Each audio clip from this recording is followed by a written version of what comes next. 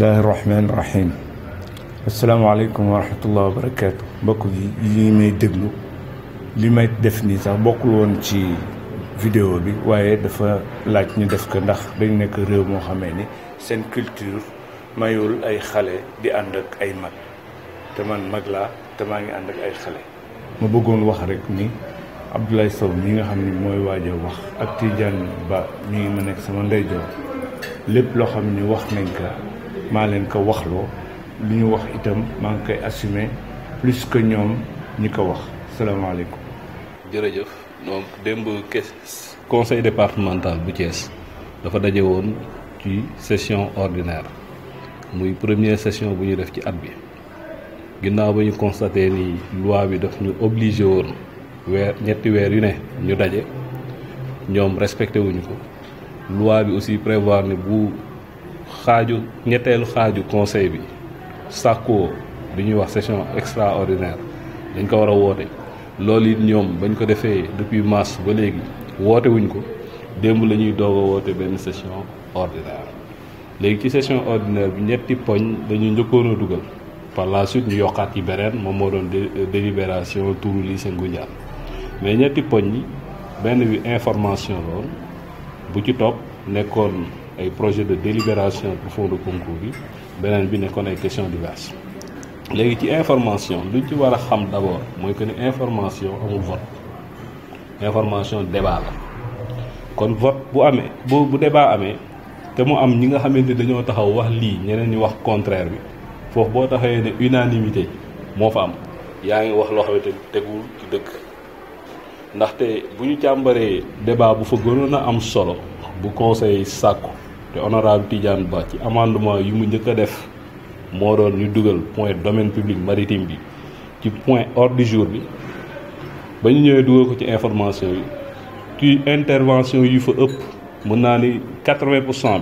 bi ñoom ñëpp dañoo taxaw désigné du doigt monsieur Pape Moussa Diop comme moo doon def lotissement ci domaine public maritime bi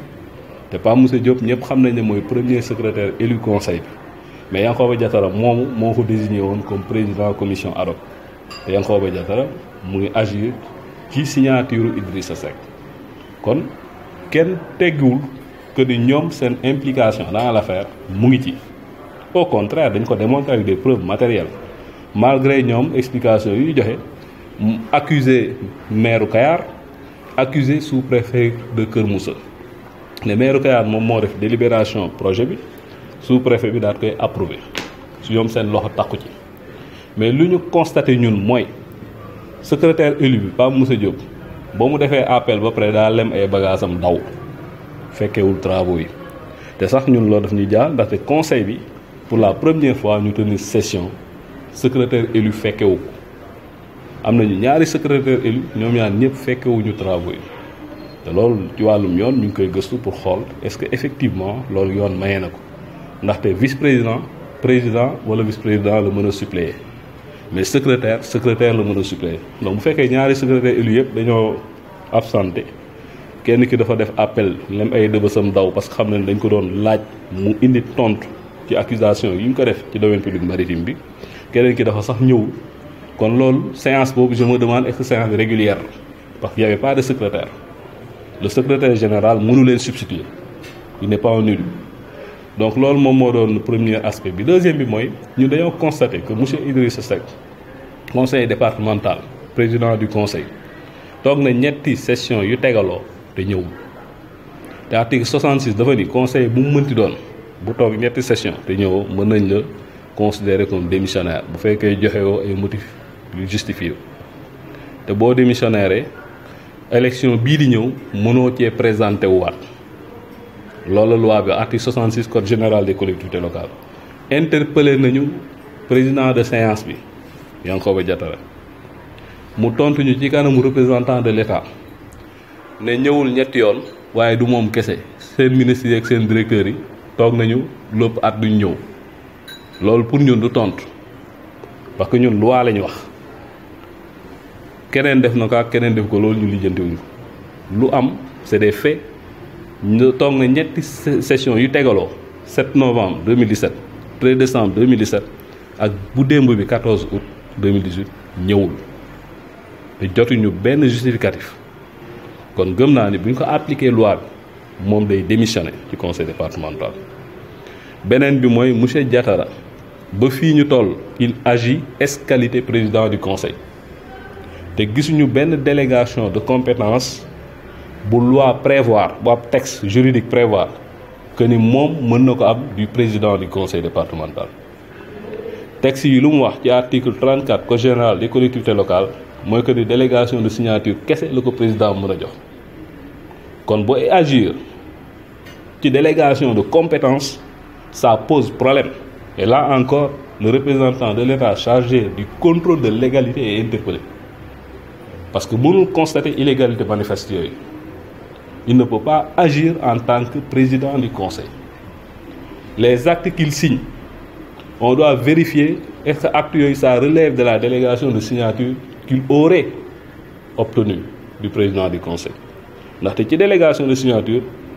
lépp li nga xamante ni mooy matière déléguée yi dañ ko ciy cité te man gëm naa ni délégation de signature bu ko amee te ñun njort nañ ne amu ko ndaxte bu ko amee dañoo dañ ko war a publicité te mosuñu gis ñun ci conseil bi fu ñu publicité ab délégation de signature su ko amee dañoo ni matière déléguée yëpp dañ koy cité yu mu war a signé président réunion loolu du signature loolu compétence la convoqué réunion loolu du signature compétence la prendre des actes de nomination comme domaine public maritime commission ad hoc nga jël ay actes de nomination nga signé ko gëmuñu ni mu ngi ci acte ci matière déléguée kon on les interne encore une dernière fois qu'on nous sorte cette délégation de signature de Yankhoba Diattara donc loolu moo xewoon ci conseil bi démb am na fa nekk ay quelques coow parce que ba conseil yëpp jugee wax dëgg ji ba ñu xam fan la dëgg ji féete ñoom jaaxle nañu amatuñu woon argument ñu jug bëgg ñoo agressé te ci loolu aussi defe naa ñun am nañu réponse bu ñu ci def boo xamante ni c'était proportionnel à l'attaque. dinañ ciy dellusiwaat defe naa ci agression boobu nga xam ne nit ñi commencé nañ ko dégg mais bala ñuy jublu ci loolu ñu yem toujours ci domaine public maritime bi Diattara doon wax li nga xam ni moom dane bi ngeen génnee foofu daal leeral nañ ni conseil départemental bi seen loxo takk ci benn yoon loolu la wax comme résolution est-ce que nombre bi moom moo dem ba désigner loolu wala moom moo ko jël décision est-ce que d'accord ngeen ci loolu. moom laa du vote information débat la débat mënoo taxaw daal ne vote la xam nga résolution bu fekkee ne unanimité foofu vote dafa am. mais point boobu amul vote débat loolu te ci débat bi boo jëlee fukk yu intervenir 8 yi juróom-ñett yi dañ leen a désigner ñoom comme coupable. loolu leer na ñoom ñaari conseillers yu réew mi defe naa ñoo fa intervenir di jéem a justifier ak moom ñun mosuñu wax ni conseil départemental dafa impliqué on l'a jamais dit on a toujours dit que ni conseil bi mosul délibéré ñu ngi koy jox dafa leer mais dañoo ni dafa am ñu nekk ci bureau bi kenn ki di premier secrétaire monsieur Diop moo avoué premier adjoint au maire Kayar confirmé que ni ñoom ñoo doon lotissé te bañ koy def il a fait ex-qualité président d'une commission que Diattara a créée kon que moom mënu cee set te loolu defe naa sa maire Kayar leeral na ko moom nee na moom compétence am yeggul foofu kon bu ko Diattara ak ay nitam lotissé wul kan moo ko lotissé kooku Ndiasse Ka wax na ko te loolooy dëgg donc tey bu ñu bëggee jël bal bi renvoyé ko mairie Kayar c'est trop facile lu ñu mënul comprendre ñun mooy février 2018 ba léegi